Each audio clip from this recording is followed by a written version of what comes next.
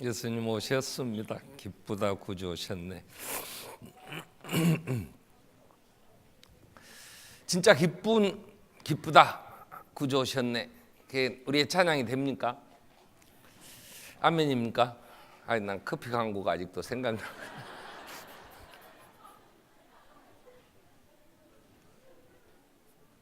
혹시 또 스타벅스에서 항의 들어올까 걱정됩니다. 오늘 우리 부른 기쁘다 구주 오셨네 115장 3절 가사에 보면 온 세상 죄를 사하려 주 예수 오셨네 죄와 슬픔 몰아내고 다 구원하시네 우리 구원하시네 그런 가사가 있습니다.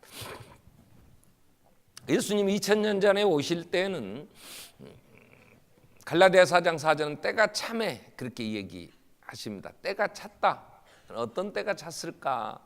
어떤 때가 찼을까? 하나님이 초림 예수의 이 땅에 보내실 때에 뭔가 때가 찼다 이렇게 얘기가 되죠. 이 말씀은요 인간이 도저히 할 수 없는 더 이상 어떻게 해볼 수 없는 그게 이스라엘 아브라함을 택하시고 아브라함 이후 약 2000년 동안 하나님은 하나님께 오라고 그래서 말씀을 하셨죠.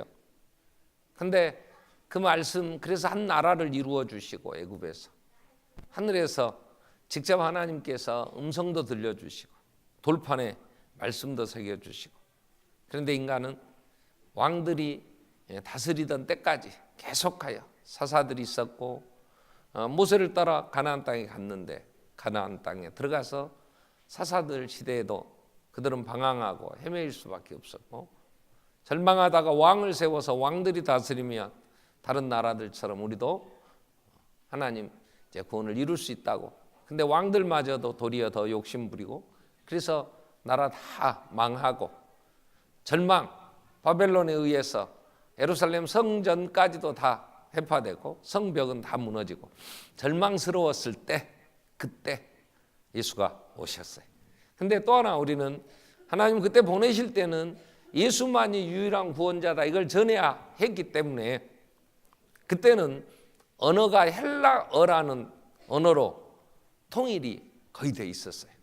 왜냐하면 로마가 지중해 연안 온 세상이라고 하는 아시아나 아프리카나 이런 데는 어떻게 됐는지 역사를 별로 이제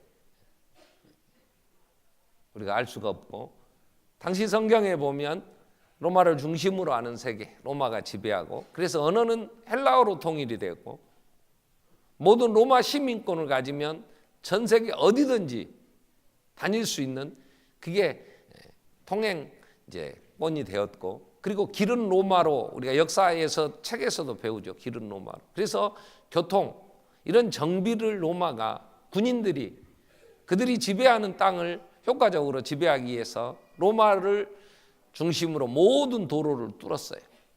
그러니까 복음 예수가 오셔서 예수가 그리스도다 이게 전해지기 시작하니까 언어의 장벽도 없었어요. 제도적으로 막힐 게 없어요. 로마 시민권을 가진 바울은 로마에까지 어디 가서든지 복음을 전할 수 있는 자격을 얻게 되고요. 그리고 길이 다 뚫렸지 언어가 통일되어 있지 그리고 그러한 어느 지역에든지 들어갈 수 있는 그러한 로마 시민권 이걸 획득하게 되니까 복음은 힘있게 그래서 정말 기쁘다 구주 오셨네 이렇게 됐죠. 근데 지금 2000년 지난 지금 정말 예수님이 다시 오셔야 되는가? 제가 정말 예수님 오셔야 됩니다. 정말 그럴까? 하나님이 보실 때 때가 찬 건가? 이제 오시면 구원하러 오시는 게 아니라 이제는 세상을 심판하러 오시는 거죠. 그죠? 이제는 그리스도 구원자가 오시는 게 아니고 이제는 이 세상을 심판하러 오시는데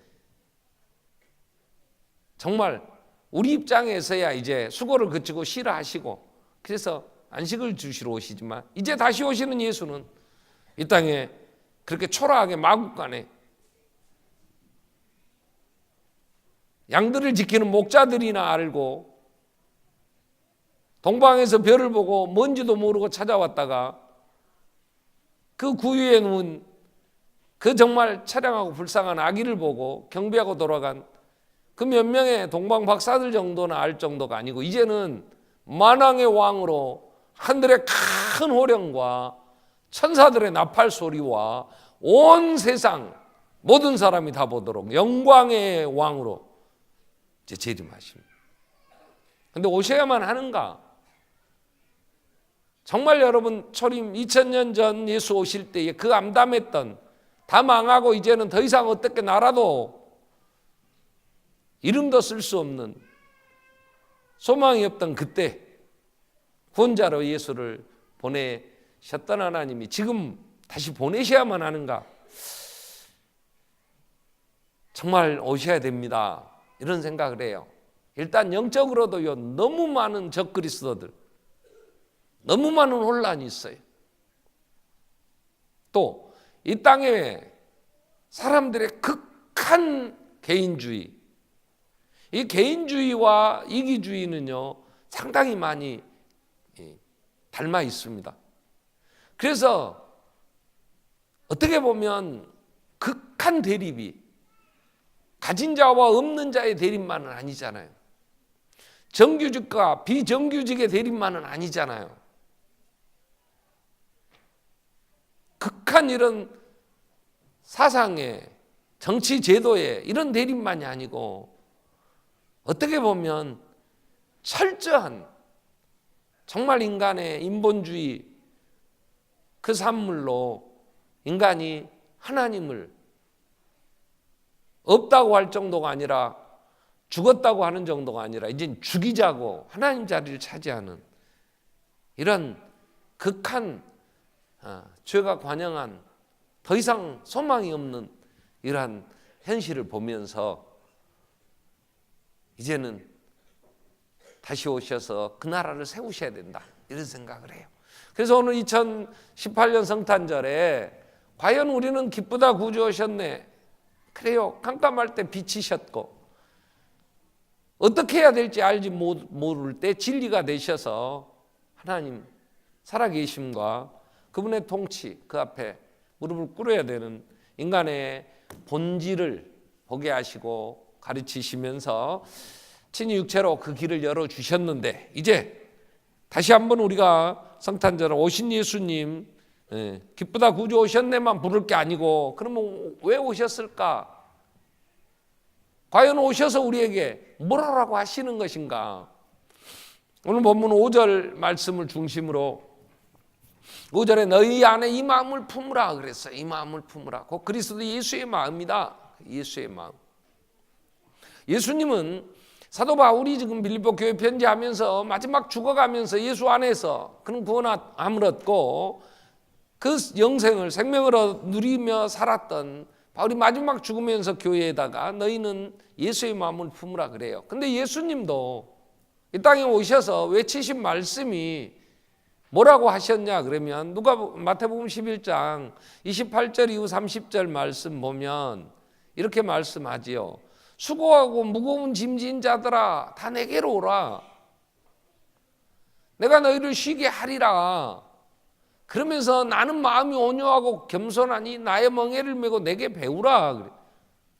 너희 안에 이 마음 예수의 마음을 품으라는 바울의 권면이 예수님은 이런 표현에 나는 마음이 온유하고 겸손하니 내 마음을 배워야 된다. 내 마음을 어떻게 하라. 내가 내 마음 예수의 마음을 가지라. 이 얘기죠. 이 암담한 현실에 구원의 길이 뭘까?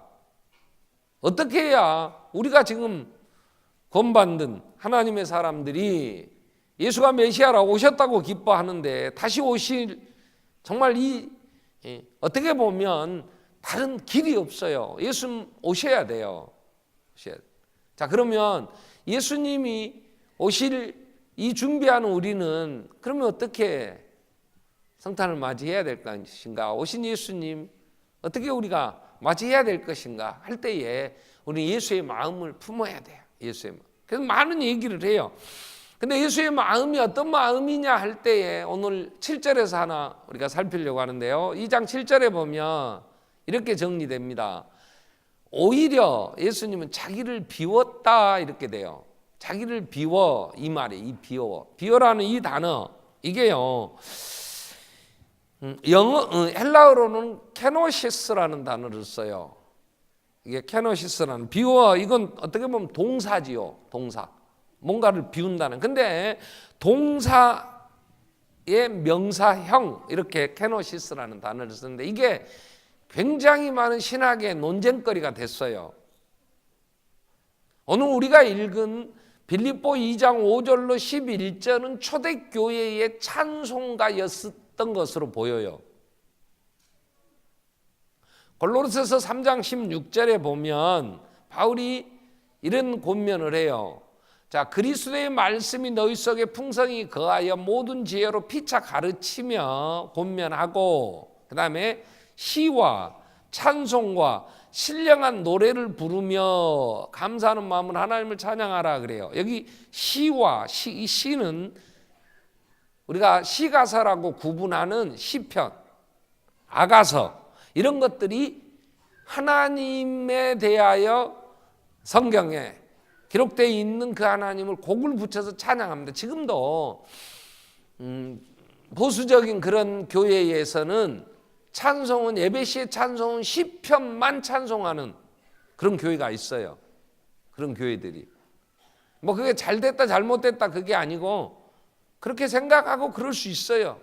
그래서 시편, 내가 눈을 들어 산을 보리라 나의 도움이 어디서 올까, 또 시편 121 이런 곡을 붙이면 히브리어 자체가, 히브리어 자음에는 길고 짧고 높고 낮은 자음 자체에 음율이 있어요. 그냥 따라 부르면 돼요. 따라 부르면 이게 노래예요.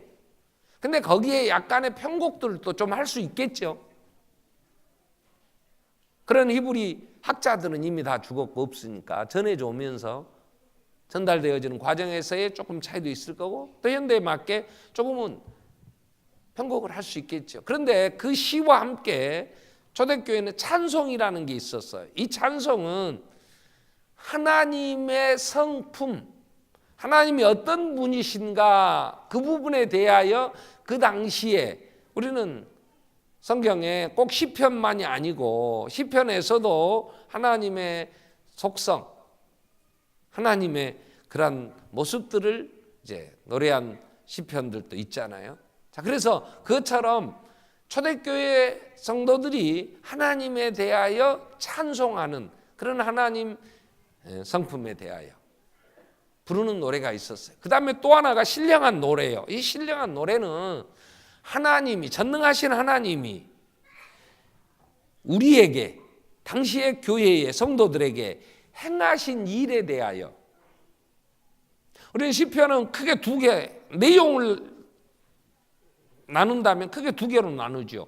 하나님, 전지전능하신 하나님, 영원 불변하신 하나님, 영원 무궁토로 찬양받으시 합당하신 하나님, 이러면서 하나님의 존재에 대한 찬양이 있고, 또 하나는 그 하나님이 나를, 우리를 구원하시기 위하여 그 구원자를 보내시고 큰 일을 행하셨도다. 그러면서 하나님이 졸지도 주무시지도 아니하시고 이스라엘을 지키시는도다. 시편 121편은 이렇게 찬양을 하죠.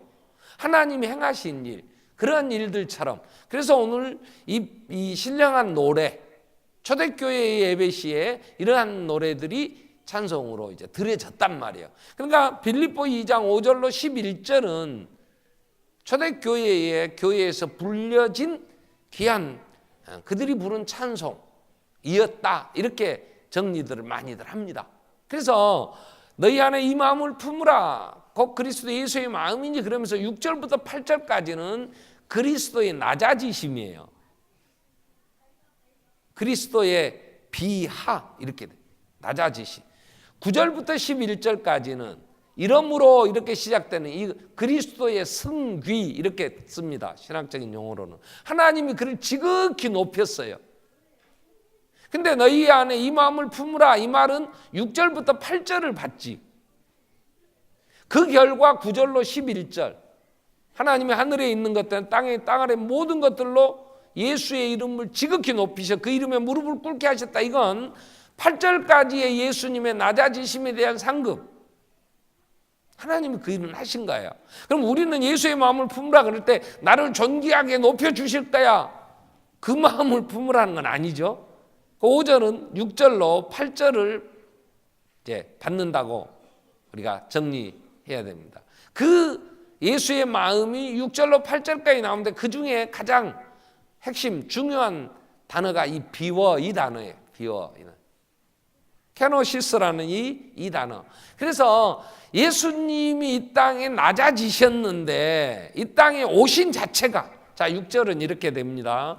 자 그는 근본 하나님의 본체시나 하나님과 동등됨을 취할 것으로 여기지 아니하시고 오히려 자기를 비워 종의 형체를 가지고 사람들 같이 되셨고 그래서 어떻게 했냐 8절에 사람의 모양으로 자기를 낮추시고 사람의 모양으로 이 땅에 오셔서 누가 하나님이 창조주가 피조 세계에 그것도 피조물 인간의 모습으로 종의 형체를 입고 인간은 하나님이 창조 주인이고 모든 피조물들은 그 주인의 종이니까 종의 형체를 갖고 그리고 오셔가지고 어떻게 하셨냐 죽기까지 복종하셔서 그 십자가에 죽었다는 거잖아요. 근데 여기서 그러면 7절에 이제 다른 단어들이나 내용들은 대충 이해가 되는데 시비거리가 되는 게 뭐냐면 비웠다 이 단어 이게 뭘 비웠냐 이렇게 된 거예요. 뭘 비웠냐? 그래서 영국의 유명한 이제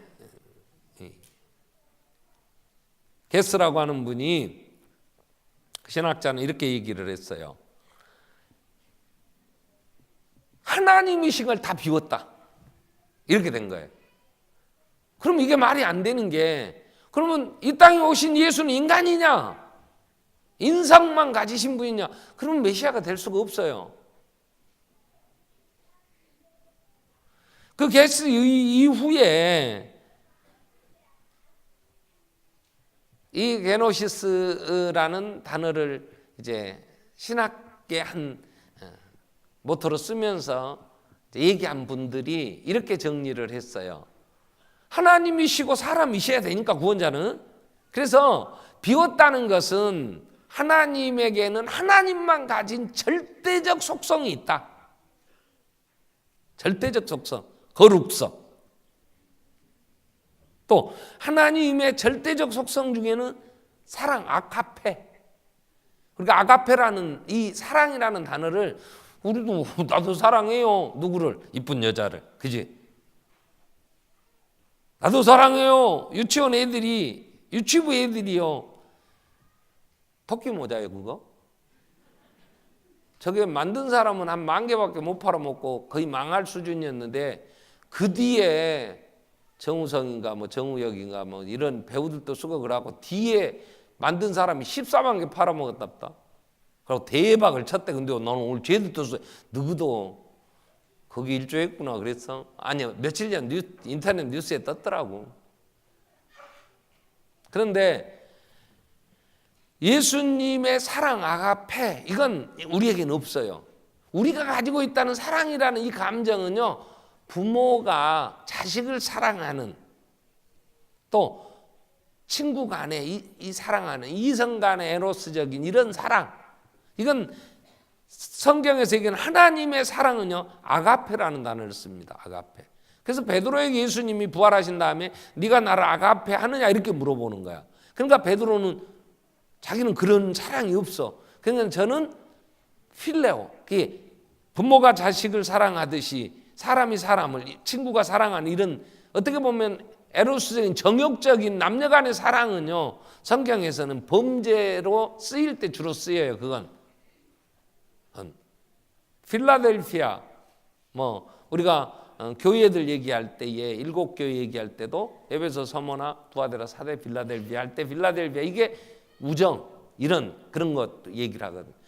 하나님의 절대 속성 중에 거룩하신 분 어떤 피조물과도 비교할 수 없는 이런 분 또 아가페 이게 어떻게 아들을 죽여 아들 어떻게 우리에게는 없어요. 가질 수 없는 거예요. 또 그분만이 참 거짓이없는 참 진리, 이런 건 그분만이 가진 속성이에요. 근데 만든 피조물들에게 있는 또 하나님의 성품이 있어요. 그걸 우리는 공유적 속성이라, 우리가 서로 온전하지는 않지만 가지고 있는 전지성, 이런 거, 우리들 지혜가 있잖아요.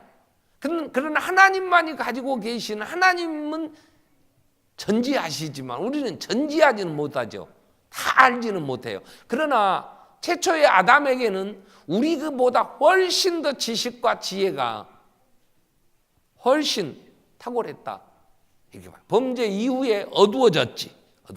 또 하나, 우리가 가지고 있는 하나님의 능력, 우리는 하나님의 능력은 전능하다 이렇게 돼요. 그래서 하나님의 지혜는 전지하다 이렇게 되고. 근데 우리도 능력이 있죠. 무슨 능력이 있냐? 커피 같은 소리 하네. 들어! 성질 낼 능력. 그죠? 능력이 있긴 있어, 우리도. 어디서 편집을 해도 넌 잘못하면 이거 걸어야 돼. 이미지를 구기잖아. 근데 이렇게 선한 이미지를. 그래서 우리도 능력은 있어. 근데 하나님의 능력은요, 전능이거든. 이런 걸 공유하는데 예수님, 그 다음에 무소부재, 그래. 하나님은 아니 계신 곳이 없잖아요. 근데 우리도 내가 여기 있으면 오늘 이 예배당 안에는 내가 존재하는 거니까. 그 후에 이제 게스라는 학자가, 이게 1800년대의 사상은 예수가 비웠다 그럴 때 신이 아니다 이렇게 돼버린 거야. 신성을 다 비웠다 이랬는데 아니다 이러면서 나오는 이 게노시스 학자들 중에 이제 이들은 하나님의 절대 속성, 이걸 비운 게 아니고 이 땅에 오실 때에는 하나님의 그 지혜, 또 우리에게 있는 능력, 이러한 것들을 인간이니까 가지고 오셨는데, 그래서 그러한 우리가 공유하고 있었던 이러한 것들을 포기하셨다. 이렇게 되면 아닌데 이렇게 되죠. 예수님은 오셔서 인간이 가진 지혜 이상의 미리 다 알아보시잖아요. 저 꿰뚫어 보셨잖아요. 어떻게 아실까? 또 바람아 잠잠하라. 그러니까 바람이 그쳐버렸잖아요. 인간은 그 바람 앞에 막 무서워서 풍랑인 거 죽어가는데 예수님 바람아, 그러니까 보이지 않는 바람도 순종했잖아요. 그 능력. 또 예수님은 육신을 가졌지만 여기서 명하시면 가버나움에 백부장의 집에 하인이 나서 불잖아요. 주님은 여기 계시지만 온 땅에 충만히 편재하시는 이러한 것들이 나타나서 일부분 절대적 속성은 가지고 계시지만 우리가 같이 공유할 수 있는 상대적 속성, 이런 것만 비워도 이 말도 말이 안 되는 거예요. 그래서 이 게노시스라는 이 단어가 신학적으로 굉장한 문제를 많이 야기시켰죠. 그러면 이 단어가 뭐냐 그럴 때, 이 단어는요, 참 하나님이시고 참 사람이신 것에 대하여는 존재는 여전히 같아요. 제가 오늘 한복을 이렇게, 제가 매년 성탄절부터 한복을 입죠. 설날까지 입어요. 근데 우리 교회 오늘 이번 올해 처음 오신 우리 집사님이 오다 딱 만나서 목사님 멋있네요. 내가 이걸 입어도 최종원이요. 그죠? 양복을 입어도 커피 같은 소리를 똑같아. 나는 편하지 않아. 그래서 예수님은 하나님이시고 사람인데 가리우셨다. 비웠을 때는 이런 얘기예요. 뭘 가리웠냐? 자기 권리를 자기가 누릴 수 있는 것을 제한하셨어요, 본인이. 왜 그랬냐? 하나님을 만나면 사람은 죽어. 그때에 유대인들은 그렇게 사사시대 때부터 그 하나님을, 모세도 하나님이 지나가시는 것만 보지 바로 볼 수, 하나님이 시내산에서 하나님이 직접 나타나셔서 친수로 직접 돌판에 새겨주실 때 그 산은 누구도 들어오지 못하도록, 그래서 구름이, 그래서 하나님의 성막을 지었을 때도 구름이 그 성막에 가득했었잖아요. 그것처럼 근데 그 하나님이 인간이 되신 참 하나님이시고 참 사람이신 예수, 이분이 뭘 비웠냐 그럴 때 자기의 권리를 비웠다. 이렇게. 그러면 이해를 하려면 또 이게 막 신학자들이 한 200여 년에 걸쳐서 이 비워라는 단어 갖고 싸웠는데 우리는 벌써 딱 최종원 목사 설교하면 이해됐다. 나도 잘 이해 안 돼. 뭐 이해를 하겠어요. 그러니까 제일 좋은 예는 성경에 보면 이런 경우가 있어요. 자, 에베소서 4장 28절에 보면 이런 단어가 나와요. 이런 단어가. 이 구절이 에베소서 4장 28절에 자, 도둑질하는 자가 있어. 도둑질을 하는 자에게 이렇게 권면하는 거예요. 도둑질하는 자가 있으면 우리는 이렇게 해야지. 다시는 도둑질하지 말고 가서 열심히 일해서 네가 벌어서 먹고 살아라. 이래야 맞지요. 자, 근데 여기는 한 번 더 들어갑니다. 한 걸음 더 들어가는 JTBC 뉴스처럼이 한 번 더 들어가는데 어떻게 가냐면 자, 도둑질하는 도둑놈이 있어. 도둑놈한테 이렇게 열심히 일해. 도둑질하지 말고 살아라. 그리고 나서 하나 더 해. 그 앞에다 뭘 하겠냐? 뭐라고? 가난한 자에게 구제할 수 있도록 너는 수고해라. 선한 일을 위하여 수고해라. 이렇게 된 거예요. 자, 여러분, 우리는 모든 자식들한테 이렇게 이놈의 새끼야, 네가 열심히 일해야 남께 도둑질 않고 네가 벌어서 먹고 살지. 여기까지는 사람들이 하는 얘기야. 그건 맞지요? 네가 열심히 해야지. 네가 공부하고 열심히 해야 남한테 손 안 벌고 남의 거 도둑질 않고 네가 벌어서 먹는 거야. 여기까지는 오늘 이 시대에 사람들이 사는 삶의 기준이 돼요. 거기까지는. 근데 이 비워, 예수님의 마음은 그게 아니야. 여기서 한 번 더 들어가. 자, 열심히 일해 이놈아. 공부 열심히 하고. 커피나 타먹으러 돌아다니지 말고 학점 잘 따고 전문가 돼야지. 너 그 분야에는. 왜? 그래야 남을 도울 거 아니냐. 이거야. 남을 돕기 위해서, 네가 더 어려운 사람을 도와주기 위해서 너는 열심히 일해야 된다. 이렇게 되면 자본주의 사회는 이렇게 돼요. 정당하게 내가 돈을 벌었어. 우리나라의 재벌가들은 다 욕먹어요. 왜냐? 정당하게 안 벌었다고 막 그잖아요. 그죠? 불법으로 세습했다고.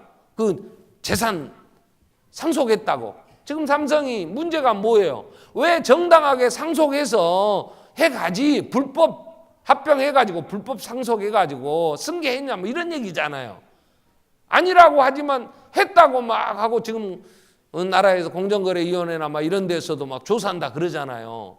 상장했는데 상장의 조건, 뭐 상장했는데 뭐 어쨌냐 막 이런 얘기 우리는 모르겠어. 뭔 소리인지 하도 막 전문 용어들 얘기하니까 막 수백억씩 막 변호사비 되고 막 수천억씩 돼가지고 그 싸움 하니까. 근데 핵심은 이거예요. 내가 정당하게 벌었다면, 그럼 미국이나 기업인들이 정당하게 내가 세금 내고 그래서 벌었으면 인공위성 띄어서 달나라 여행 갑니다. 한 번 갔다 오는데 그 정확하게 얼마인지는 모르나 한 번 우주 비행하려고 하니까 297억인가? 뭐 이렇게 1,000 몇백억인가 드는 경우도 있고. 민간 기업들이 이제 이 땅, 이 지구에 왔다 갔다 비행기 타고 여행이 아니고 인공위성 타고 우주의 여행. 그래서 지금 뭐 큰 회사들이 대기하고 있대요. 한번 가려고. 왜? 내가 벌었으니까 내가 쓴단 말이야. 이건 예수의 마음이 아니야. 세금 다 냈어. 기발한 내가 아이디어를 가지고 새로운 물건을 만들었어. 이야. 저는 컴퓨터 제 개인용 PC 286 XT 쓸 때는요, 그때는 도트 프린트였어요. 그래가지고 명령어를 넣으면은요, 프로그램이 돌려면 한참 들어. 한참 지나 486, 586 하니까 윈도우 체제로 돕디다. 막 누르니까 가불어. 우리 세대는요, 그런 세대가 아니었어요. 집사람이 컴퓨터를 이제 개인 컴퓨터를 좀 해야지 집에서 자네도 해야 되잖아. 그러니까 제일 겁난 게 뭐냐면 마우스를 2번 꽉꽉 누르는 게 겁나 터져버릴 것 같아. 그거 못하고 나 못 눌러 겁나서. 손자들하고 어디 가면 얘들은요 아무거나도 막 눌러 뭐 하면 우리는 누르면 큰일 나볼 것 같아. 막 비상등 울려볼 것 같고. 체제가 바뀌면서요. 그런데 시대가 그죠? 그렇게 해서 이런 소프트웨어들을 해가지고 세계에 제일 바쁘 빌 이런 사람들이 수조 전 재산 다 바치지 않고 50% 정도 떼서 아프리카의 그런 전염병 또 얘들 뭐 이런 재단 만들었다. 그리고 자기는 그 해변가에 별장을 만들었는데요. 별장 그게 막 한 500억씩 막 돼요. 자식들하고 가가지고. 그건 예수의 마음은 아니야. 어떤 게 예수의 마음이냐? 그렇게 번 걸 전부 다 하고 저는 같이 그들과 함께. 이게 이제 근데 되냐고. 그죠? 예수의 마음은 이런 거야. 도둑질 하는 자들이 다시 도둑질 하지 마. 열심히 네가 일해. 여기까지는 다 하는 거야. 근데 도둑놈이 다시는 도둑질 하지 않는 게 중요한 게 아니고 열심히 일을 해서 다른 사람을 도와야 되는 거야. 이게 예수의 마음. 자기를 비웠다는 그런 뜻이야. 예수님이 이걸 실제 보여주신 사건이 하나 있어요. 그 요한복음 13장에 나와요.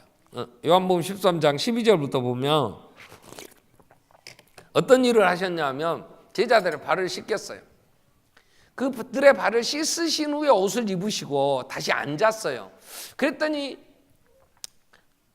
예수님이 그들에게 제자들한테 이런 얘기를 해요. 내가 너희 행한 거 너희가 아냐? 그러니까 13절에 너희가 나를 선생이라 또는 주라 하니 너희 말이 옳다. 자, 선생과 주인이라면 뭔가 힘이 있는 사람이라면 발을 씻기면 안 돼. 하인이 발을 씻겨주는 게 당시의 문화고 풍습이고 삶의 형태야. 그러니까 내가 선생이다. 그래, 내가 주다. 그 말 맞다. 그러면 나는 뭘 해야 되는다 그 말이에요. 여기에 깔린 건 나는 내 발을 내밀고 발 씻어라. 이놈아 물 좀 잘 좀 따뜻하게 해갖고 오지. 이게 찬 것 갖고 와서 잘못하면 심장 떨린다. 물 좀 잘 갖고 오지 그랬냐.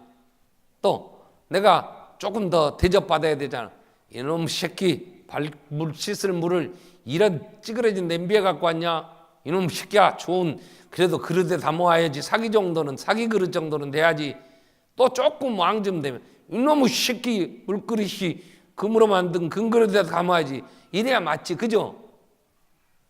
아니 돈을 벌었어. 집에 갔어. 그랬더니 그릇이 막 와 뭔 차이나. 웬만해서는 깨주지도 않아. 그 정도는 먹어야 되잖아. 그죠? 수준이. 근데 예수님이 여기서 이 얘기를 하시는 거예요. 내가 너희가 나를 선생이라 또는 주라 하니 너희 말이 옳다. 내가 그러하다. 그런데 14절이 비운 거야. 내가 주와 또는 선생이 돼 너희 발을 씻었으니 이게 자기의 비우신 모습인 거야. 나는 대접 받을 만해. 그죠? 그렇다니까. 우리 반석교회 성도들은 그동안 수고해서 그래도 같이 모일 만한 예배당 했고 오늘 날씨가 굉장히 춥더라고. 모처럼 한복 바지를 입었는데 뭐 살까지. 근데 이만큼 이 정도는 뜨뜻하게 우리는 채울 만큼은 그래도 우리 그동안에 헌금도 하고 했잖아요. 그죠? 그럼 우리는 여기서 기쁘다 구주 오셨네 할 수 있어요? 우리 애들하고 오늘 끝나고 나가서 그래서 식사할 정도는 우리 되잖아. 아 주님 내게 복 주셨습니다. 너무 감사합니다. 주 안에 이만큼 누리게 하다니요. 이건 예수의 마음은 아니야. 여기서 한 번 더 나가 이런 거야. 우리는 이렇게 따뜻하게 마음껏 이렇게 넓은 곳에 이렇게 좋은 시설에 예배할 수 있었는데 지금도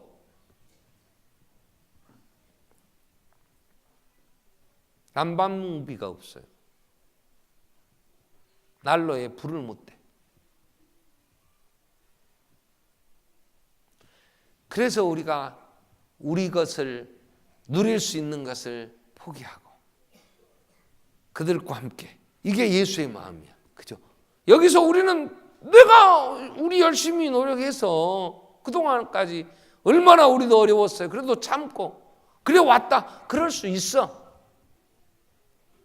비웠다는 말은 상대방에게 부담되지 않도록 그래서 자기를 가리우는 거야. 여러분, 자 열심히 공부했어요. 시험 쳤어요. 지금 겨울 이때쯤 11월, 12월 되면요 동네마다 막 프랑카드 붙습니다. 어디 갔더니 뭐 무슨 문중 넷째 아들 진급했다고 막 별 달았다고 뭐 써붙이기도 하고요. 뭐 무슨 무슨 사법시험 합격 뭐. 그건 예수의 마음은 아니야.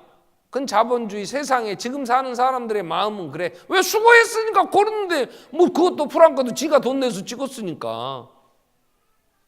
그리고 자기 집 앞에다가 자기 땅에다 걸었는데 예수의 마음은 비웠다는 마음은 그러고 싶은 마음은 자랑하고 싶은 마음이지 사랑은 자랑하는 게 아니야. 그래서 그걸 안 걸어. 그리고 어떻게 네 힘을 가지고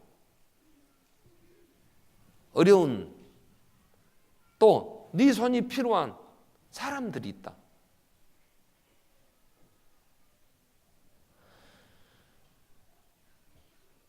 우리가 주장할 수 있어요. 우리가 누릴 수 있어요. 왜?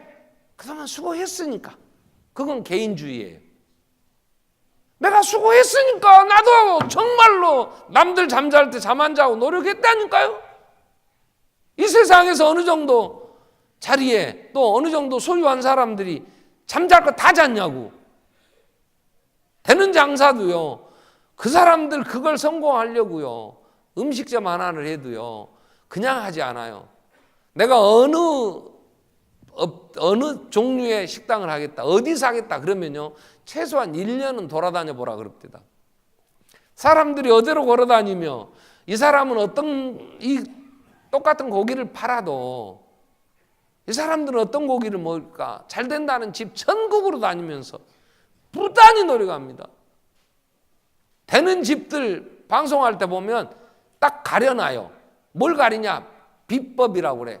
이 소스 만드는 거, 첨가하는 거 이것까지는 안 됩니다. 이렇다. 그건 예수의 마음이 아니야. 그것까지 다 보여주고 이래야 맛있어요. 같이 우리 다 그리고 내가 번 돈 이제 개업하고 이제 막 하실 분들 내가 드릴게요. 이게 예수의 마음인데 그런 미친놈이 어디 있어. 그죠? 그럼 그렇게 산 예수는 미친 거야. 그 뒤를 따라 그렇게 살면 세상이 미친놈이라 그래. 예수의 마음은 비운다는 게 그런 거예요. 주위의 사람들이 이 세상에 예수의 마음을 품지 않은 자식들이 그렇게 사는 부모에게 훌륭하다 그러겠냐고. 그러지 않아요. 이게 희귀한 거야. 오늘 그런 예수님이 오셔야지. 그러니까 깜깜한 거예요. 예수의 마음이 빛이 비쳐. 교회들도 철저하게 하지 않으면서 무슨 얘기하기가 참 어렵지만 교회가 교회를 경쟁합니다.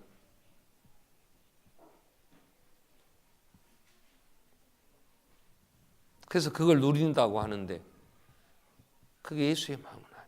그럼 예수의 마음을 가장 잘 성경이 잘 표현해 주는 게 뭐냐? 이게 구제라는 거예요. 구제는요. 내가 안 해도 돼요. 세상의 기준으로는 세상의 가치관은 꼭 굳이 할 거 없잖아요. 근데 성경은 이렇게 얘기합니다. 잠언 11장 24절에 보면 흩어 구제하여도 더욱 부하게 되는 일이 있나니 과도히 아껴도 가난하게 될 뿐이다. 하나님이 9절부터 얘기가 그 얘기예요. 오늘 2장. 자, 미쳤어요. 자기가 누릴 수 있는데 그건 누리지 않고 그걸 나누었어요. 그리고 그걸 가지고 더 어려운 사람들과 함께 했어요.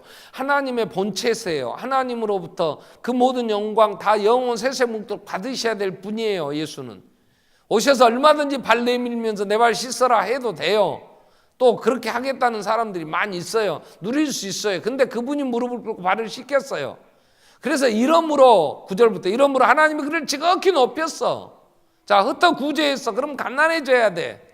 왜? 있는 것마저 다 나눴으니까. 그런데 오늘 잠언은 뭐라고 해요? 흩어 구제하여도 더욱 풍족하게 된다. 왜요? 더욱 부하게 된다. 왜? 하나님이. 이게 신약에서는 누가복음 6장 38절에 이렇게 나와요. 주라. 그래야만 너 없다. 그죠? 주라. 내가 다 털어버렸으면 없어. 근데 그리하면 이렇게 그리하면 너희에게 줄 거 누가 주냐고. 누가? 그걸 보고 계시는 분이 계셔. 모든 거 아시는 분이 계셔. 내 발걸음, 내 머릿살까지 세신 분이 계셔. 그래 주라 그래. 그리하면 너희에게 줄 것이니까 후이되어 누르고 흔들어. 그럼 이 부분, 주라는 단어보다는 뒷부분, 너희에게 줄 것이니 후이되어 누르고 흔들어. 이것만이 관심이 있어. 이걸 뭐라 그냐? 잿밥에. 그죠? 염불에는 마음이고 잿밥에 막. 여러분 우리는 그런 거잖아. 참아가 이 새끼야, 너를 줘야 내가 하나님이 나를 줄 거 아니냐. 여러분 예수님의 비유 이건요, 받는 그 사람의 입장을 생각해서 자기를 가리우는 거야. 마음 상하지 않게 하려고, 비슷하게 하려고.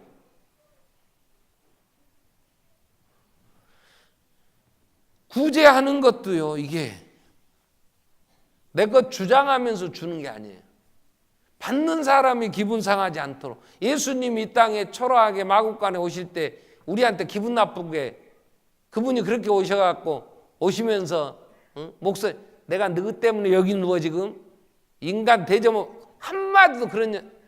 그래서 베드로는 이렇게 얘기합니다. 베드로전서 2장 19절부터 보면 베드로는 이렇게 정리를 해요. 베드로전서 2장 19절부터 보면, 자, 부당하게 고난을 받아도 하나님을 생각하고 슬픔을 참고 그러면 아름다우나, 죄가 있어 매를 맞고 참으면 무슨 칭찬이 있겠냐.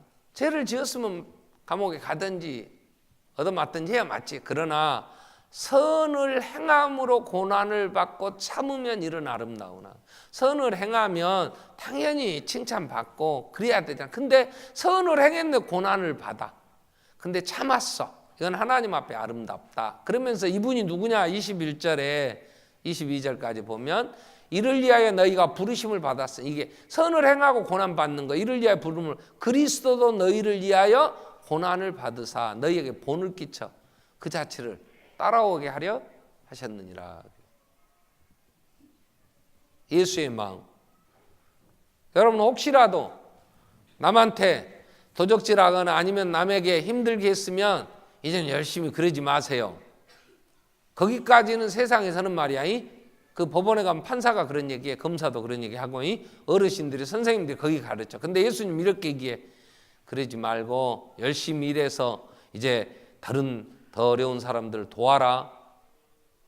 그게 예수의 마음. 여러분 열심히 돈을 벌어. 왜요? 다른 사람을 줘야지. 그래서 예수의 마음이냐 아니냐 할 때 늘 나를 평가할 때, 내가 열심히 살았는가? 그래서 나도 열심히 살아서 성공했다. 그건 세상 사람들이 하는 얘기야. 그건 예수의 마음이 아니야. 열심히 살았느냐? 그래서 다른 사람이 나 때문에 유익했느냐? 내가 열심히 산 것 가지고 누구를 살렸냐? 살린 게 있어야 될 거 아니야. 나 열심히 살았어요. 정말 안 먹었어요. 그래서 태국에 선교비 보냈어요. 그래서 어려운 게 예배당 지을 때 나 정말 안 쓰고 헌금했어요. 난 누군지 모르나 정말 나 열심히 전략했어요. 그래서 그 어려운 분에게 나누어 줄 수 있었어요. 내 물질이 됐든 내 건강이 됐든 내 지식이 되든 내가 가지고 있는 이 세상에 하나님 주신 모든 걸, 예수의 마음은 자기 것으로 주장하지 않았다는 거죠. 이 어두운 때에 지금 철저한 이기적인 개인주의화되는 양극화 현상이 극을 향해 가는데, 갑질 하지 마라, 그건 아니에요. 예수의 마음은 하지 마라가 아니에요. 하지 마라. 하지 마라는 것은 세상이 그래도 그러면 되냐, 정도껏 자기 것만 하지 도에 지나쳤다 이런 얘기. 그러나 예수의 마음은 내게 주신 거 섬기라고 주신 것이다. 우리 기도하겠습니다. 한번 이 어두운 때에 주님 오셔서 우리를 구원하셨는데 이제 예수의 마음을 품으라고. 하나님과 본체이시나 동등됨을 취할 것으로 하냐 여기지 아니하시고 자기를 비우셨다는데 나는 주님의 마음 비우고 있는 것인지. 내가 하나님 앞에 우리가 한 번 더 아뢰일 것은